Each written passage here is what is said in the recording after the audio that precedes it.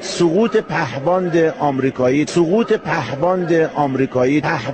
آمریکایی توسط نیروهای مسلح جمهوری اسلامی ایران. پیغمبر عظیم شأنستان گفته از گهواره تا گو طلب دانش. امیرالمومنین حیدر کرار فرموده حتی برای طلب علم به چین هم مسافرت کنید. آقایان نگران بحث هستند و همچنین جمع‌آوری نقشه‌های خلیج فارس از موضع لوور مهم